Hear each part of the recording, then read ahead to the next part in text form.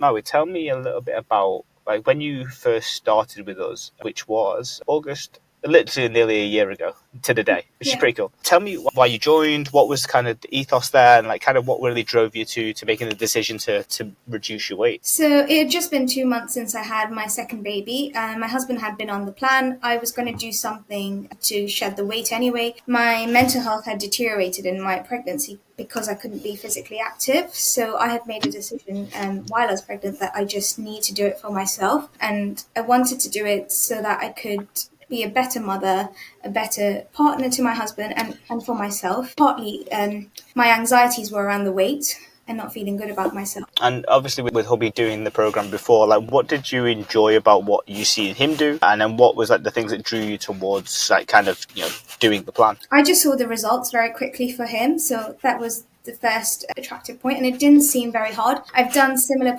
coaching programs whereby it was very overwhelming, very difficult. The food was not sustainable, and sometimes it was small quantities which were high calorie or make up X amount of proteins, being a vegetarian, and no support on what to eat. I've never had a coaching program where you can speak to your coach daily. Yeah, did you find that helped? And definitely, especially in the beginning, you're very unsure. What should you eat? Is this okay? You don't want to go off track. And then at the same time, it's a bit of reassurance as well as results. You're seeing the weight drop off every week, especially in the beginning, or every day sometimes, yeah. Yeah. And run us through that kind of process. So you got up and running, and how did that fit into your lifestyle? Like, what type of things did you have to change? What type of things would you do differently? Yeah, just talk to us about that maybe that first step of when you spoke to Deck and you were like, right, this is what we're going to do. Like, what happened in the first 2 weeks? So it was a very gentle approach. He was very, I'd like to say, he understood what I was going through being a very new mum and the demands of the baby. So initially we just focused on nutrition and steps, and the steps were good because it got me out of the house. It's very easy as a new mum to just stay in the house and your life revolves around the baby, whereas I tried to use the framework, the plan he had given me, to adapt it to the life around the family. When you had the first pregnancy, did you find you were a lot less inactive and like you just kind of stayed in the house all of the time? I was active, but I was eating the wrong things.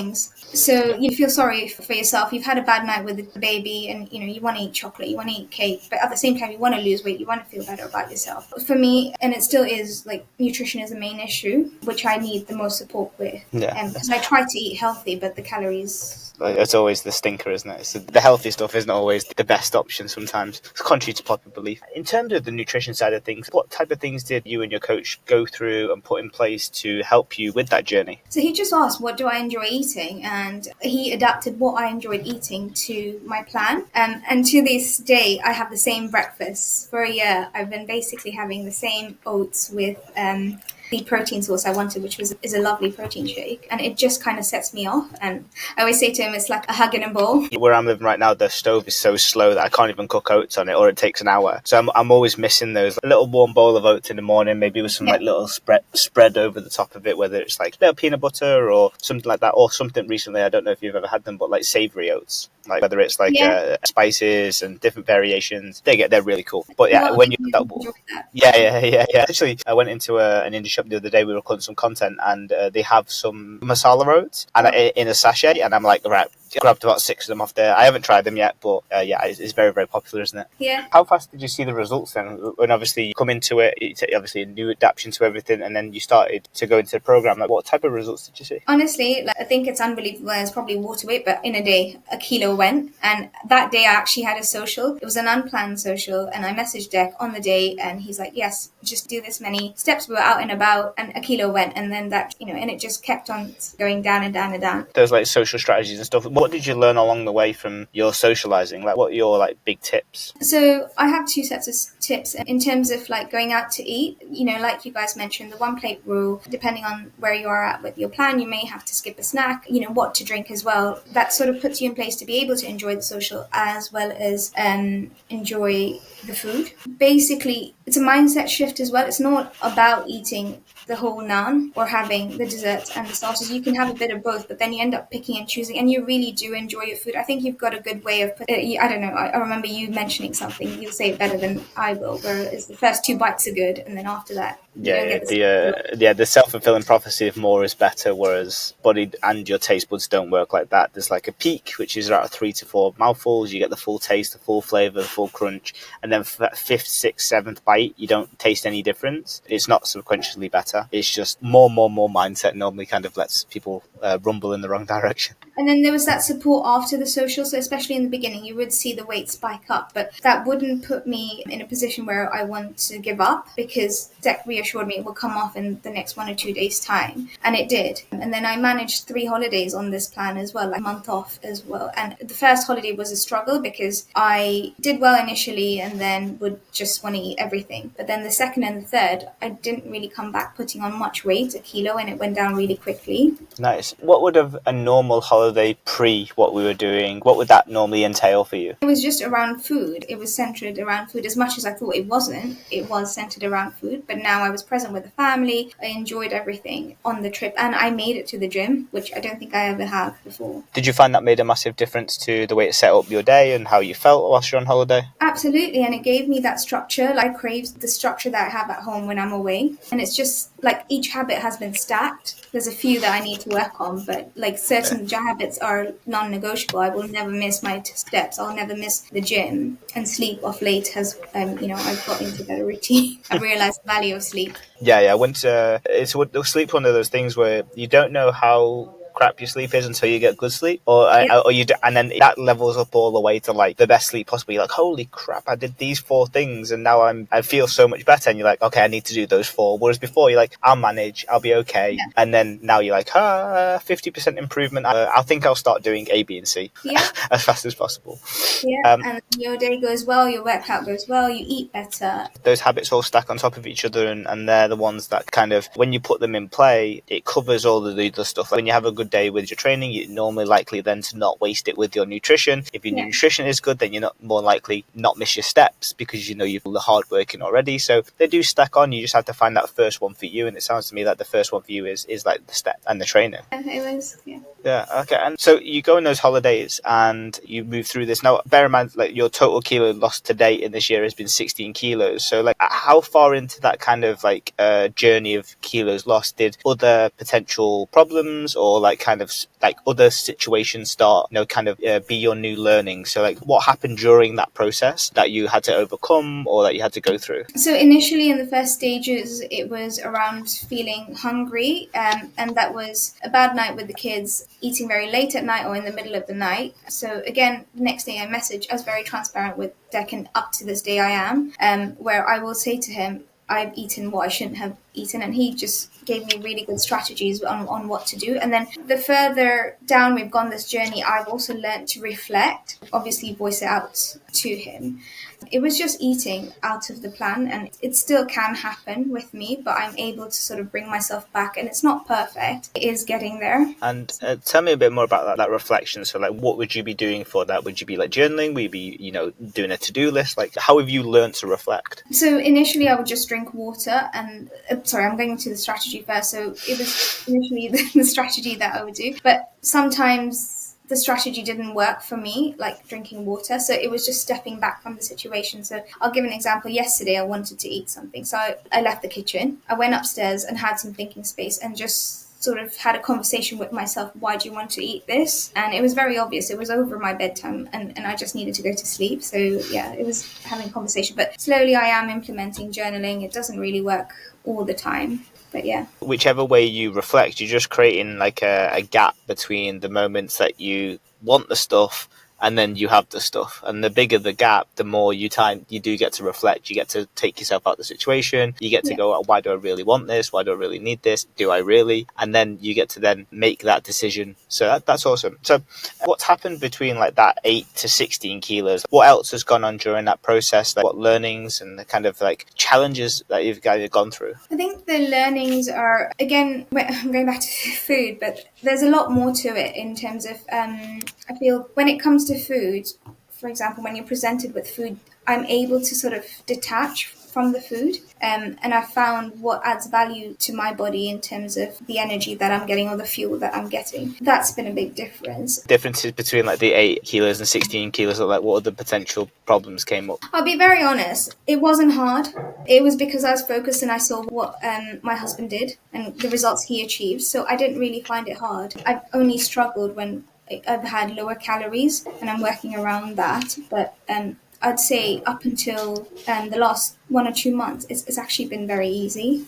Something you mentioned at the beginning was that you've been on plans before that didn't really give you the food options or the structure, or just tell you like eat little less. What was then different? Because if it has been easy, then it must have been easy to do. What has made it easy for you? I'm assuming both of you are having very similar dinners and lunches and stuff. What's made it easy is basically having the flexibility of what I can eat. So it can be the Indian food, it can be the slightly Western food, and not having a variety. Previous plans, I was given a lot of variety or like recipes, which I don't have the capacity to do. Whereas here I am told you can have this protein source, you've got flexibility with fruit and veg, your carb options, and then you just pick. So it's worked around my busy lifestyle. There's nothing worse than seeing like a recipe with like 18 ingredients and a 40-minute cook time. It's like, that gives me heart palpitations even looking at them. So I'm a air fryer, 2 minutes, 5 minutes. If it's anything more than 10, I'd rather not. So Absolutely. And like I'm so used to eating the same things on rotation and I enjoy it with a bit of tweaks. It works for me. And I still get variety. If I wanted to add it, it's just I don't feel the need to. Yeah, and people need just enough variety. I think we all have that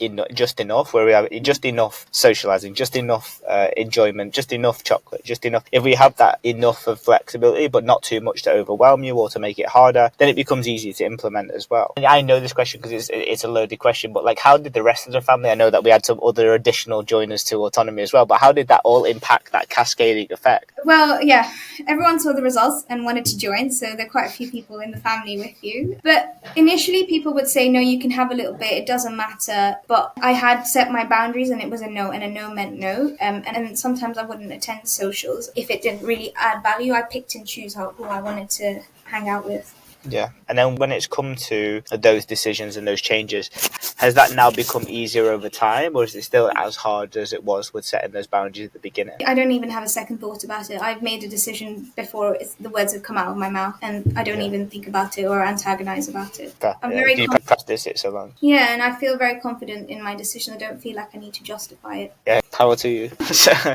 Okay, and also, like, obviously every journey is still a journey. It always will be. Like, it never stops. So, like, you mentioned a little bit about some of the food stuff that you're struggling with right now. Like, along the journey, like, are you now still working on to improve? Obviously, so having lost that weight, you have to also reduce the calories. There are different methods where you are adding more volume to your food, but I'm not quite on top of it when it comes to my water intake, or if I'm exhausted, then I will want to eat something, and there's constantly having that conversation. So I think that's the next battle. I feel like I've got everything done except the water and the food.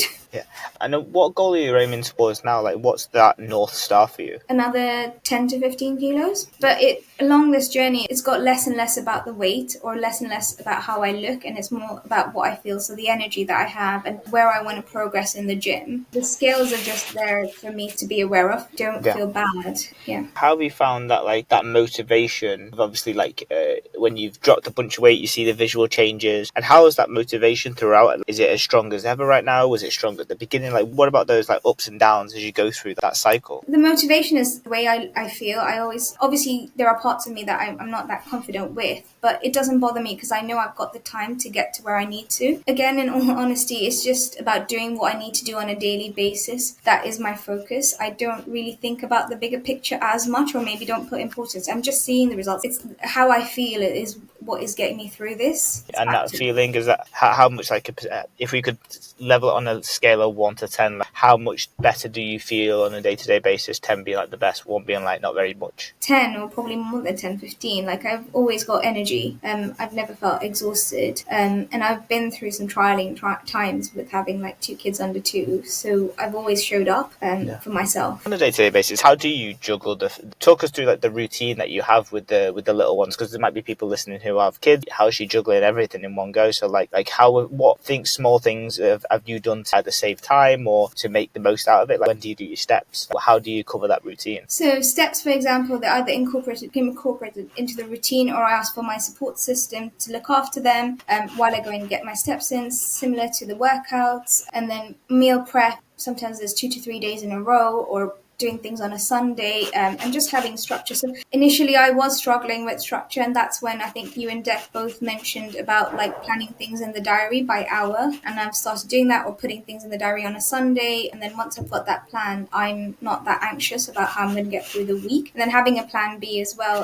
So if I can't do the workout on a Monday, I should always have a backup day. That's really useful. And like, how often are you using that backup day just on like a general week? It's become very rare now because I carve out that time for myself, a good support system, but also it's not non-negotiable. I try and work the family around this. Yeah, that's really good. And just to finish off, is there any other lessons that you've learned, anything else that we've missed as part of your like key integral part of losing 16 kilos? Previously, I've always got overwhelmed. I've always thought, I've quit the plans, and I've always thought I could do it my way, in a sustainable way. But for this plan, I've never thought that I should quit, even when things might not be moving as fast as I would like them to. And I just feel like you guys have all the tools. It would be silly of me not to invest in this. And it's made my life easier. If I can't do something, and just being transparent with your coach and saying I can't do X and Y, and then finding another way of doing it. Or sometimes you can, and it's just the coach asks you a question that you probably haven't thought of. Just that different perspective. Awesome. Well, any others? Just the mindset.